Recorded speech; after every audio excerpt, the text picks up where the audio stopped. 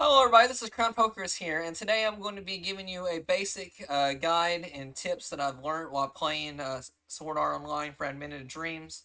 I played the open beta and had a lot of fun, which then proceeded to cause me to buy the game in the early access version, so I was able to play the game before it released. The game is set to release the day that I'm dropping the video on October 3rd. So I hope you guys are enjoying the game if you plan on getting it, or maybe this video will cause you to get the game. With that being said, I hope you guys will consider subscribing to the video. Let's get started. The first thing that we're going to be discussing here is the different game modes that you can play. Um, Sword Art Online Fragmented Dreams has four different game modes that you can choose from. The first mode is a story mode.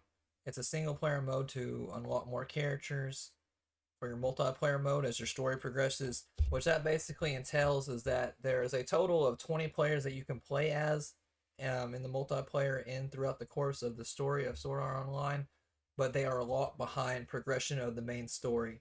So, in my personal opinion, out of all these modes I'm about to go over, I would recommend just first thing is just to get the story mode completely done, which will allow you to have access to all of the cast and roster because there may be a character that you want to play in multiplayer that you won't have unlocked if you go straight to the multiplayer mode as soon as you've unlocked it. But that's just my personal opinion. The other mode we have is free roam mode. It's where you can enter a huge map with a total of 20 players maximum.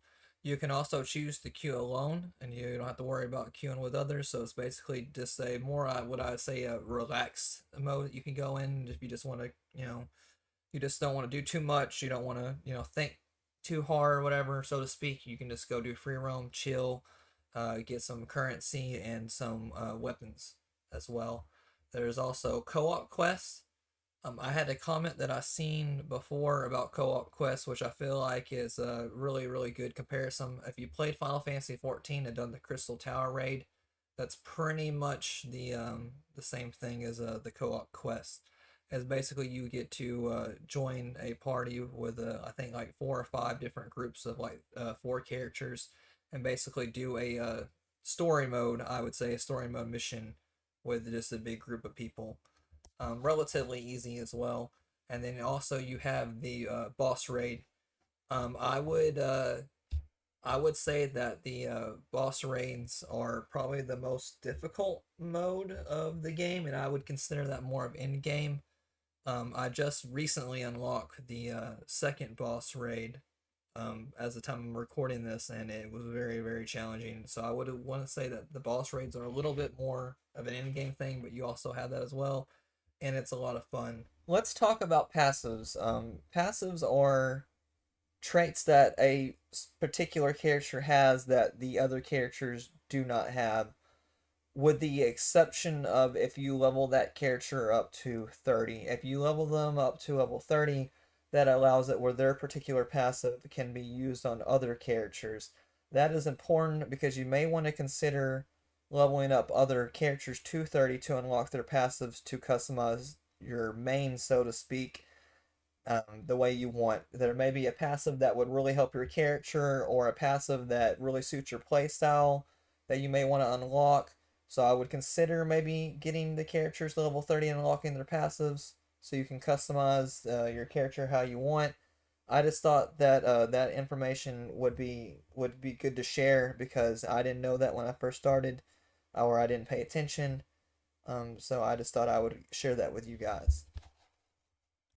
Finally, we're going to talk about gear. The first thing we're going to mention is don't fall for the trap of rolling all your gold down in the shop. It is based on your character level. So if you go and roll all your gear down when you first beat the story and you're like level 20, you're only going to get character level 20 gear, which isn't really that best, and you've wasted all that gold. I would consider waiting until you hit a wall, so to speak, in the upper tier boss raids and the co-op quests before considering rolling down for gear, because you'll have a higher character level at that point, which means you will drop higher level gear. Another thing I want to mention is pay attention to the stats and the elements that the particular gear has. Rarity doesn't always mean it's in a better gear, so to speak, because if the gear has a bad element that the boss is resistant to, it doesn't matter if it has more damage. If it's going to resist it, I choose the gear that is better for that situation. I've used grays over uncommons and rares before, so really keep in mind that. Um, and Just have fun. Let's talk about mods. Mods are what I would like to call power ups that you get throughout the course of doing your different modes, such as free roam, co op quests, and boss raids. You will find them throughout the course via in chests or via during the boss phases. We'll drop mods on the ground that you can pick up. We're going to discuss a little bit about those mods. We won't get in super in depth detail, but we'll just discuss them. And the first thing we'll say is that the mod drop rate in these chests are as follows. If you open up a bronze chest, they only drop common and uncommon mods. While if you drop a silver chest, they will drop uncommon / rare mods. And finally, if you drop a gold chest, they will drop rare to potentially legendary mods. You can't keep the mods that you get after the dungeon or the boss is completed. You don't get to keep those. Those go away, and you'll have to find another mod during the other game. But they really do matter. I used to not pick them up when I first started, thinking, well, I don't get to keep it. It doesn't really matter, but they do mean a lot. And I'm going to give an example with crit. A gray crit mod base gives you 5% crit damage. An uncommon will jump you all the way up to 15. A rare will proceed to then double that to 30%, and a legendary will bring you all the way up to a 50%. So these mods really do matter, and they add up fast, and they scale really, really hard based on the rarity. So I would really, really pay attention to that and make sure that you are picking those mods up during your encounters. Another tip I want to talk about, and I know when I say this, you'll be scratching your head and being like, Crown, I know this, you're an idiot. But I really do think I need to discuss it because it seems to not be as common as you would think it would be, and it's basically just using teamwork. I would consider using comms such as Discord if you want to like do the higher end content and the higher end raids, because they get kind of difficult later on, and I would consider doing that to maybe clear the bosses faster or maybe have an easier time with it. Teamwork makes a dream work. It really does matter in this game.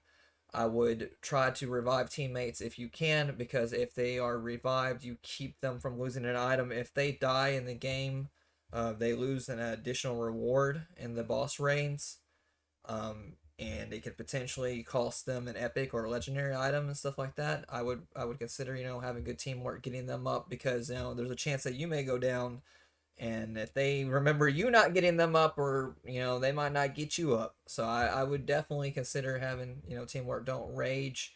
It is just a game at the end of the day. It isn't the end of the world if you die. You can respawn even in boss raids. If you die, you can respawn and you get your health potions back. So it isn't really the end of the world if you do die, but I would please, please, please consider having teamwork and having good vibes, so to speak.